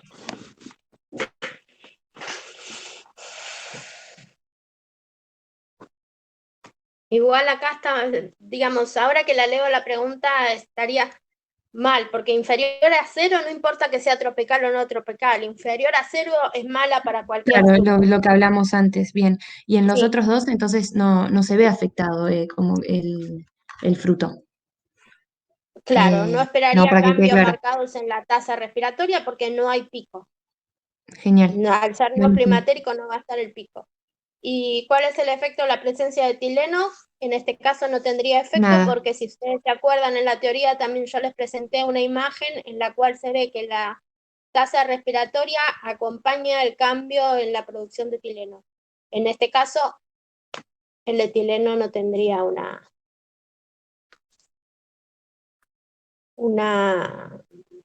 un efecto muy marcado. Digo que si quisiera hacer una pregunta un poco mejor formulada, sería qué consecuencias tendría sobre la calidad del fruto el almacenamiento en cámaras de refrigeración con temperaturas cercanas a cero. Que para un fruto tropical eso es malo. Sin llegar a congelarlo también es malo.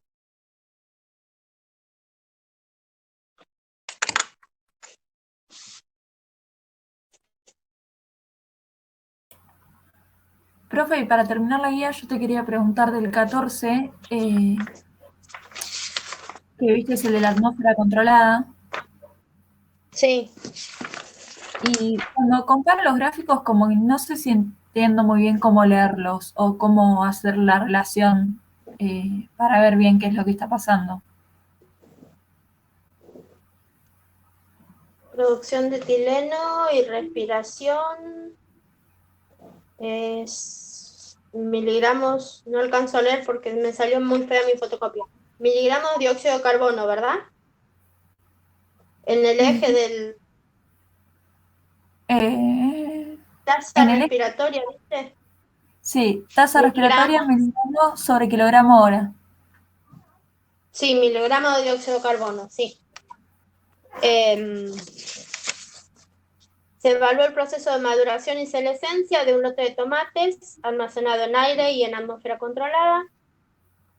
Luego de sacados de la cámara, almacenados a 23 grados. Sí, tu pregunta específica sería... Por ejemplo, en el gráfico de la tasa de respiración, digamos que los puntos negros son la atmósfera controlada, ¿no? Y lo que no entiendo, cuando estoy en atmósfera controlada, la Me idea no es parece que están al disminuir. revés. Ah, estaría al revés la referencia, ¿no? Están al revés. Ah, ok, Sí. porque cuando quiero, o sea, en atmósfera controlada busco disminuir la tasa respiratoria. Sí, deberías tener el pico en aire y no en... Bueno, sí, el pico lo vas a tener más tarde en... Sí, Claro, es están más al leve el revés. pico. Ok, Claro. está al revés, bien. Sí, ya sentía que no había entendido nada. Mm. Y respecto a la producción de etileno, Acompaña también, las variaciones del... Sí, o sea, también estaría también. al revés, ¿no? Sí, sí, sí, Perfecto. sí. Bueno, entonces por ahí lo vuelvo a analizar y cualquier cosa te Dale. pregunto teniendo eso en cuenta. Gracias. Mm. Bueno, a ver, lo voy a anotar.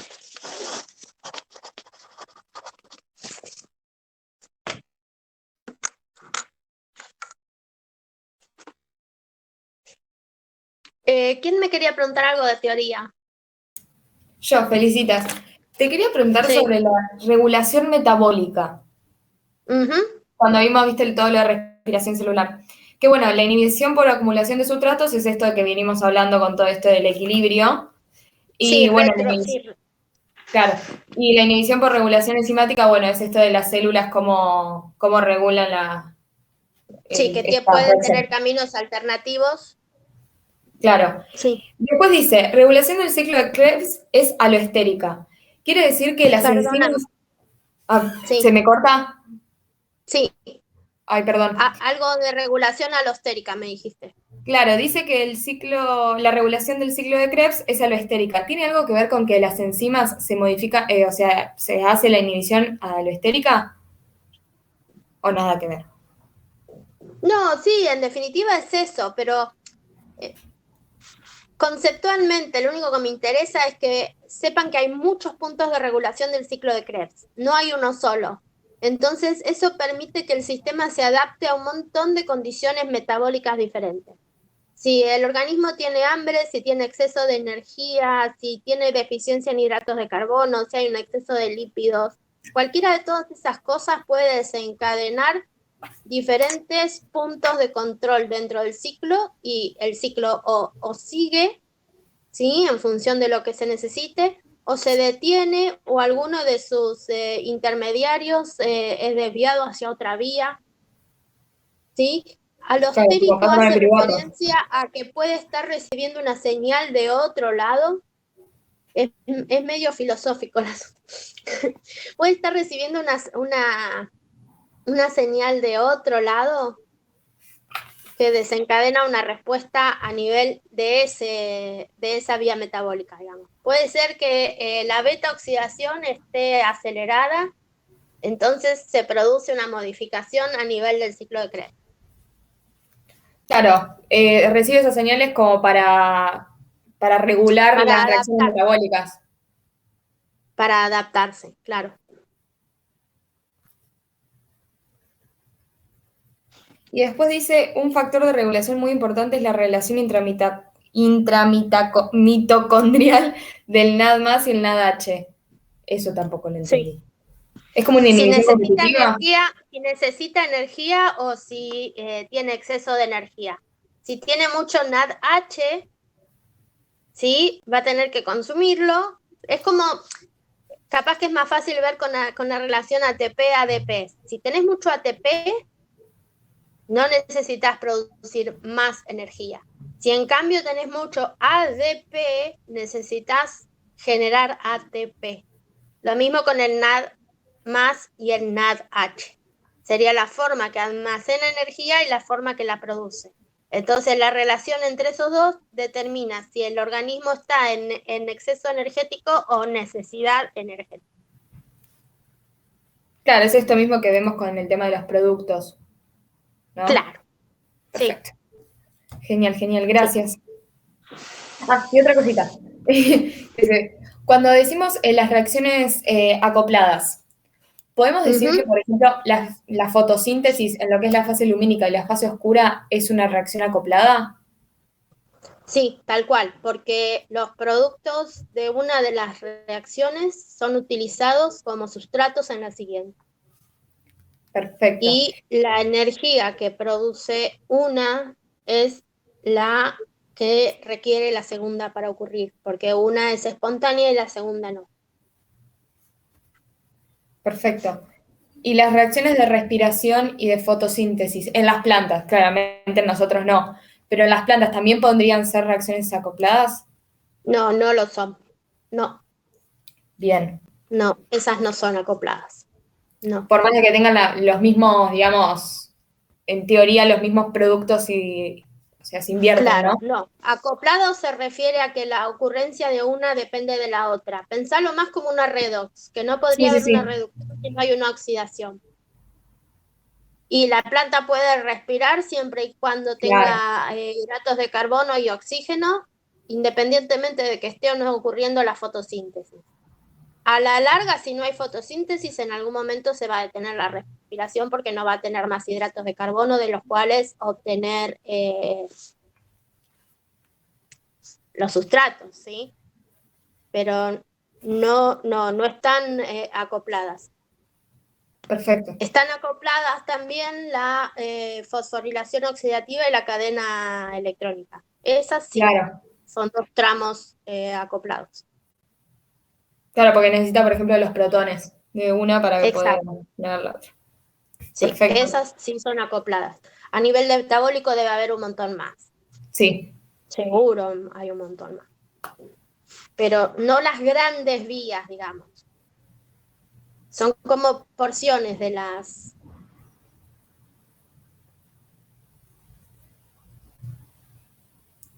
Claro, perfecto. Y además una de las determinaciones, o sea, de la teoría que vimos es que las reacciones acopladas actúan simultáneamente y no necesariamente la fotosíntesis y la respiración celular actúan simultáneamente. Perfecto. No, claro. Genial. Gracias, Gaby, gracias.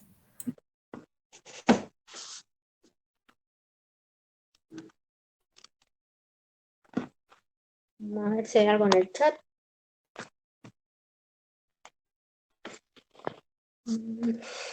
La acidez titulable, Mendel, eso ya lo hablamos.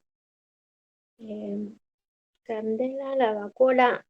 Candela, cuando preguntaste esto de la vacuola, era que estábamos hablando de la textura, ¿verdad? ¿Era eso? Y si tu Sí, sí, de la pregunta era textura, eso. Sí, porque va perdiendo agua, ¿no? claro.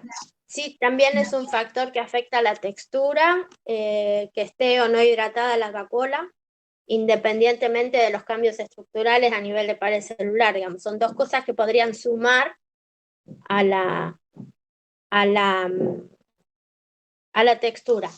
Ahí, en un caso hipotético, es vos decís, bueno, tengo un vegetal que está almacenado en una atmósfera con con humedad relativa alta, entonces la vacuola asumimos que está hidratada. Cualquier cambio de textura en esa condición se debe solo a cambios en la constitución de las paredes celulares.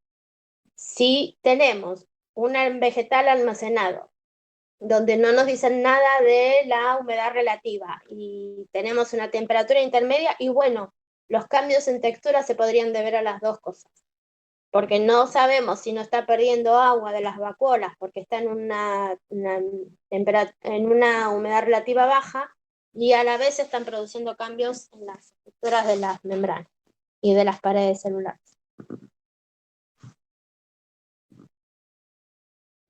Bien, entonces serían esas estructuras, pared celular, vacuola, membrana y listo. Bien. Principalmente, sí.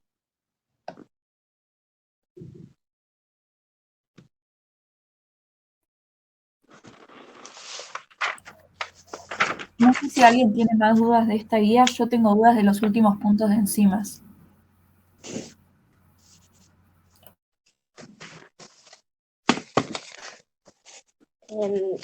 Sí, decime. En el punto 23, como que, bueno, directamente me costó analizarlo. No sé si lo podríamos analizar juntas o, bueno, por ahí si es mucho enrosque, ya a esta altura, ¿no?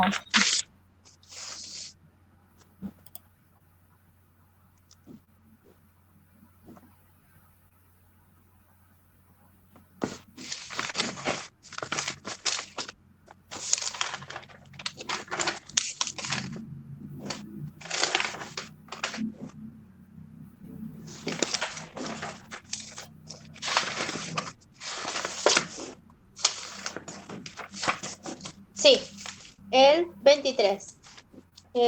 Tenemos enzimas en un proceso de escaldado, y esas enzimas estarían afectando la degradación de vitaminas y de pigmentos. En las tablas se muestran la vida media del ascórbico, las clorofilas y los carotenos, o sea, de vitaminas y de dos pigmentos, durante el almacenamiento de algunos vegetales. Las enzimas que se estudiaron son la lipoxigenasa y la peroxidasa como indicadoras del escaldado. El escaldado en este caso se hizo un tratamiento térmico moderado para la inactivación de enzimas, ¿sí? Entonces se usaron estas dos como indicadoras y las condiciones de pretratamiento fueron ajustadas para inactivar el 90% de la actividad inicial de la enzima, ¿sí? Entonces, acá vemos en green pea serían arvejas, green bean son chauchas, creo, y zanahoria. El contenido de ácido ascórbico en las condiciones sin escaldado, y en escaldado el efecto sobre la lipoxidasa y sobre la peroxidasa. Bien, a mayor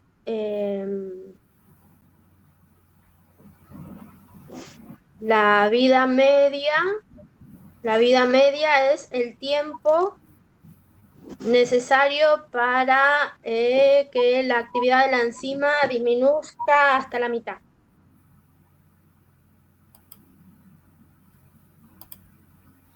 Bien. Hmm.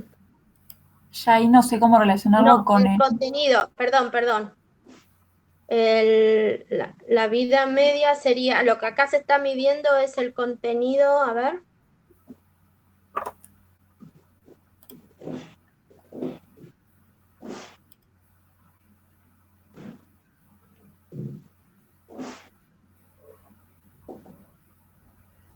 No, se mide la vida media del ascórbico.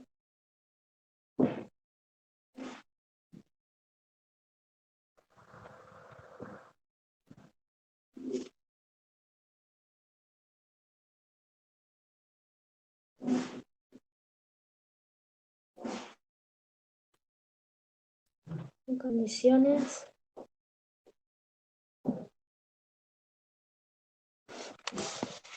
A ver, dame un segundo, que no me acuerdo qué es esta B.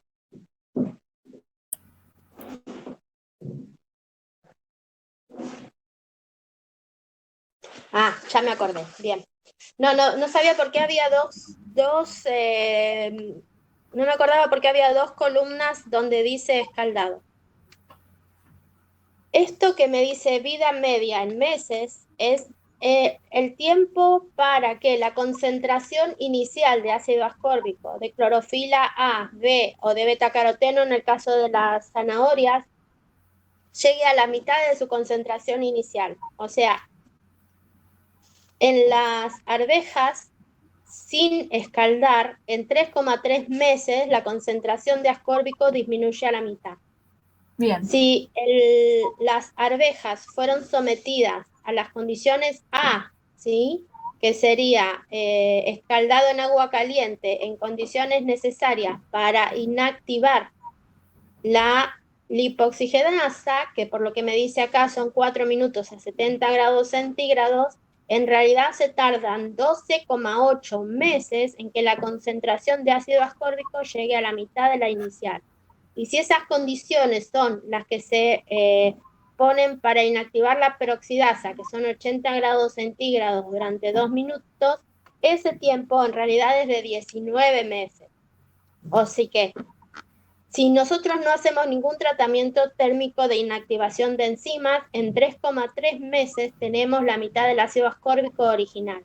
En cambio, con estos dos tratamientos podríamos producir un incremento de la vida del mantenimiento del ácido ascórbico a 12,8 meses o 19 meses. Bien. Ese análisis lo podemos hacer para todos. Claro. ¿Sí? Esa es la manera de interpretar los resultados de la tabla. ¿Sí? Bien. Sí. No sé si eso te ayuda. Si querés volver a analizar lo que te pregunta, teniendo en cuenta eso, qué significa cada una de estas. O sea, por ejemplo, Cualquier para cosa- el A, como que por Sí. más con eso no sé cómo relacionar el orden de la cinética. No, por eso es teórico. Usualmente, ¿cuál es eso lo deben tener en la teoría? Creo que es de orden 1. Ok. Orden 1, sí, yo ¿Sí? pensé el mismo. Bien. Sí, eso, no tenés ninguna información de eso acá vos. Ah, perfecto. Y después sí, ya veo que todas las otras son bien Compare las analizadas en la velocidades tabla. de deterioro de los caratenos en zanahorias con y sin pretratamiento. ¿Sí? Bien, ¿cuál lo hace De más nuevo, si efectivo? vemos que en 31,7 meses perdemos la mitad del betacaroteno, haciendo el tratamiento lo llevamos a 96 meses. Claro, Y así las otras. perfecto, bien. La A es teórica. Bien, listo. El resto sí lo analizo ahora ya entendiendo mejor los datos que me está brindando la tabla. Sí. Bien, y después ya del 24 tengo una duda más puntual que era sobre el E. No, el E no. Ahí te digo. Que la tengo anotada. Del 24, bueno, yo analicé que el inhibidor es del tipo no competitivo, pero lo que me pasa es que en la pregunta D, cuando me dice ¿para qué ¿Por qué no concentración? competitivo?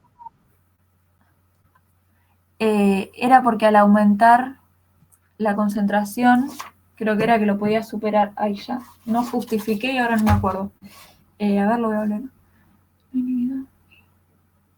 O sea, a medida yo voy teniendo la curva Sí, sin inhibidor. se supera la inhibición por aumento. Ok, o sea, a medida que aumento la concentración de sustrato, supero la inhibición. Sí. ¿Eso qué tipo de inhibidor es? Claro, Lo decís entonces bien, pero lo estás... O sea, cuando supero es competitivo. Es competitivo, sí. Bien, ahora sí, Me entonces. dijiste no competitivo. Claro, bien, es un nivel competitivo. Estaba bien, digamos, lo analizaste bien. Nosotros en este caso estamos incrementando la concentración del sustrato y eso contrarresta la inhibición. Eso es un indicador de que es un inhibidor competitivo. Bien.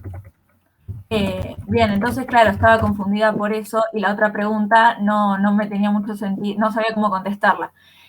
Bueno, y sí, último, el 25, yo me acuerdo que en una clase de consulta de enzimas vos más o menos habías dicho lo que había que analizar, pero bueno, medio que sigo perdida, o sea, como que hay uno que saqué por descarte y no sé qué también estaría eso, porque digamos, yo pensé que en el tramo CD la velocidad aumentó, entonces ahí pensé que voy a tener menos concentración de inhibidor.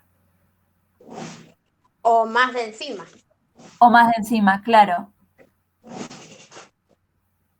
Lo puedo tomar como que el CD es el de más de enzima, que sería el III. Sí. Bien, bien, claro, esto fue lo que pensé. Y después el EF lo relacioné con el segundo, pero claro, entre esos dos como que no me daba cuenta cuál tomar, como que iba a tener concentración normal o menos inhibidor. O Fíjate sea, que tenés mucho inhibidor, sí. ¿sí? Pero también alta la concentración de sustrato. Entonces, si con alta concentración de sustrato y Debería inhibidor tener más alto estoy velocidad. teniendo... Claro, pero tengo la misma, porque ¿qué tipo de inhibidor es este? Claro, porque es uno competitivo. Claro. Bien, Para claro. mantener la misma velocidad a tal alta concentración del inhibidor, sí o sí tengo que estar en la zona de alta concentración del sustrato. Bien, bien, ahora sí. Por Perfecto. descarte te queda que el I es el primer tramo. Claro, como que eso dije, bueno, es el que se comporta como lo que veníamos viendo también y tiene las concentraciones sin cambiarse. Buenísimo. Sí. Y la última es relacionada a un parcial, pero bueno, lo podríamos creo que tomar como con el punto 20 porque era más o menos parecido. Mi duda es, si yo no tengo un gráfico donde ver, porque claro, yo para el 20 hice en Excel el gráfico y me quedó todo claro, o sea, el tipo de inhibición lo pude observar más fácil y todo. Pero si tengo solamente una tabla, ¿cómo puedo darme cuenta qué tipo de inhibidor es? Tenés que graficar. Ok, perfecto. O sea que si en el parcial tengo esto, grafico. Sí. Listo, genial. Bueno, bárbaro. Entonces yo creo que por mi parte de enzimas no tengo más nada. Gracias, Gaby. No, de nada. Gaby, una consulta. Entonces, ¿en el 24 es un inhibidor competitivo o un no competitivo? Es competitivo. Bien, bien. Pues me mareé con los ejercicios. No, es competitivo porque vemos esto que te digo, aumentamos mucho. Si no fuera competitivo, no podría tener ese comportamiento de que estoy incrementando la concentración del inhibidor y obteniendo la misma velocidad máxima. No, claro, por eso, como que yo había puesto competitivo y se me generó duda cuando nombraron no Sí, es competitivo. competitivo. Sí. Gaby, otra consulta. Ayer habías mandado un mail en el que dijiste que había como un cuestionario para practicar. Sí, No lo vi puedes en ver. el. Yo por mi parte no lo pude encontrar. Yo tampoco lo encontré, el cuestionario. A ver, en el campus, en la unidad de...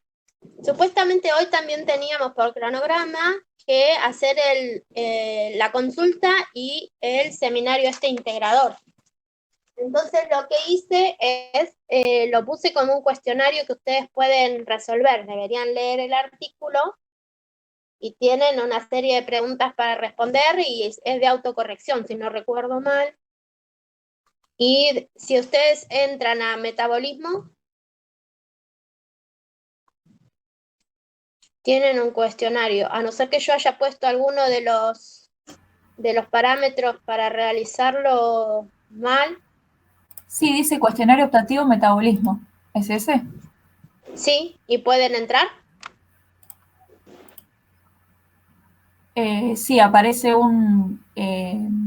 enlace como para ir al artículo y intentar responder el cuestionario ahora, límite de tiempo 30 minutos y 2 Claro, intentos. primero deberían leer el artículo para que después en los 30 minutos tengan tiempo de responder las preguntas, habiendo leído el artículo. ¿Y es como un parcialito? Sí, sí. ¿Eso Es es como si obligatorio? hubiéramos hecho la discusión del artículo en clase y después tengan que responder.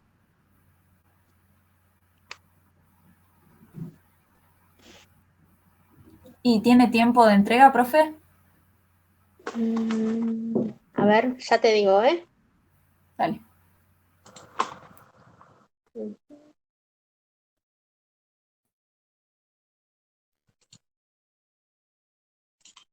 A ver, ¿para dónde lo veo yo? Activar edición, ya te digo.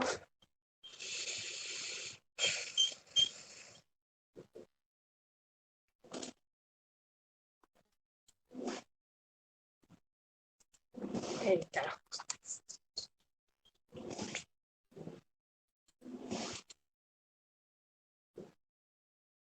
No tiene límite. Sí, una vez que inician el cuestionario, a los 30 minutos deberían poder responder todas las preguntas.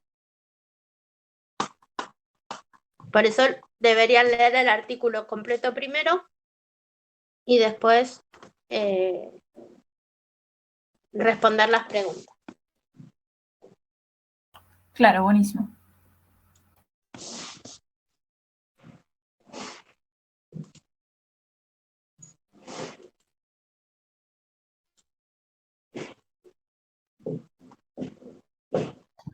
Gaby, a mí me quedó una pregunta colgada de nucleótidos de práctica. Cuando yo Sí, quiero escribir la cadena de aminoácidos, sí. siempre tiene que estar de 5' a 3', ¿no? Si yo la tengo al revés, ¿la tengo que dar Me vuelta? preguntaste muy rápido. A ver, déjame pensar. No, no, para hacer la cadena de aminoácidos. Sí, El ARN mensajero sintetiza de 5' a 3'. sí, Entonces, mi cadena tiene que estar de 5' a 3'. Si yo la tengo de 3' sí, a 5', la tengo que dar vuelta. sí, sí. La molde te queda al revés. La molde sería... No, ese es el molde. Para que te quede al revés, la tenés que dar vuelta. Sí, Ay, no entendí. O sea, si yo la tengo de 5' a 3', ya está, escribo los aminoácidos. sí, Pero si la tengo de 3' a 5', la doy vuelta. la das vuelta. Bien. Sí. Había una pregunta, ahora que me dijiste, la publicó del ejercicio 6 de la guía, que lo que me decía es que hablaban entre ustedes y no lo habían podido resolver, de la guía de nucleótidos, que dice, al analizar el número de bases diferentes de una muestra de ADN, ¿qué resultado sería compatible con las reglas de apareamiento de bases? Y ahí lo que tienen que considerar es que no cualquier base se aparea con cualquiera. Están definidos el apareamiento de bases. Entonces, si en una de las cadenas yo tengo una base C, la que está enfrente sí o sí tiene que ser G. Y viceversa. Entonces, la composición, la cantidad de citocinas y de guaninas tiene que ser igual. No puede haber más citocinas que adeninas, que guaninas, quiero decir. ¿Sí? Lo mismo tiene que ser con A y T, porque cada vez que en una de las hebras tengo una adenina, tengo una tiamina del otro lado. Entonces, sabiendo que C es igual a G y que A es igual a T, deberían ver cuál de estas relaciones que están puestas ahí son las que se cumplen. ¿Se entiende? Sí, sí, yo lo que quería entender era como la ecuación, pero después en las filminas estaba que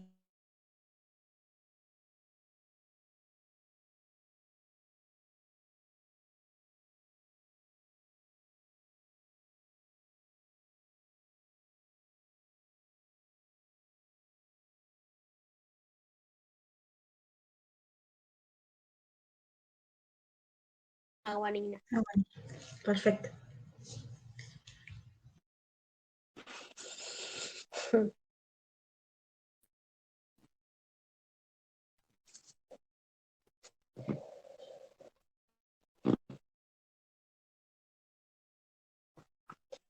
Claro, entonces, Bueno, por ejemplo, en el 6A sí, no sería compatible.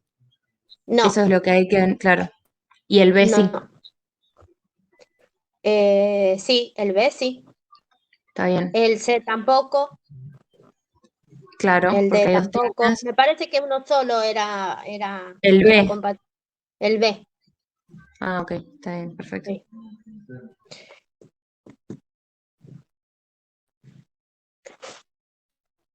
Em, un segundo, no sé quién de ustedes son los que vienen de fuera de Mar del Plata. ¿Están? Creo que no. Uno es José, que no lo veo conectado. José creo que no va a rendir, así que queda el otro chico nada Ah, más. ¿no? No sé, te aviso Puede ser. porque estás preguntando y Ah, está bien. Bueno, cualquier cosa ahora le escribo a José. Yo consulté con el secretario académico hoy y está al igual de todos, igual que todos, pendiente a lo que indique el presidente de si se prolongan las condiciones de aislamiento estricto o si volvemos a como estábamos antes. Si volvemos como estábamos antes, que Mar del Plata estaba en fase 3, no habría ningún problema de que el lunes rindamos de manera presencial. Si seguimos con el aislamiento estricto, en teoría, ¿sí? No se puede usar transporte público, no se podría asistir. Lamentablemente, hasta que el presidente no determine, no podemos nosotros saber, ¿sí? Así que, en principio, asumimos que el lunes podríamos tomar el examen, ¿sí? A no ser que el presidente prolongue. Si el presidente prolongue, una de las opciones es el lunes damos teoría y ni bien podamos, ¿sí? Tomamos el examen, ¿sí? ah, Seguiríamos, porque hoy Roberta dijo que si no sería oral, o sea que no sé, voy a hablar ponele con Roberto. Somos que muchos no los temas. volvemos, no es que el lunes ya es un oral, que si no podemos rendir presencial el lunes, tipo no es que es oral, Bueno, no hay sé, que ahora voy a verse. hablar con Roberto. Sí, no Gaby, sé cómo una lo tomamos pregunta. a todos oral. Capaz, Sí. en algunas materias lo que nos hacen hacer es ponernos con la cámara y apuntando a la hoja y y ver que nos vean a nosotros en un ángulo para que nos controlen de que no nos estemos copiando y todo eso.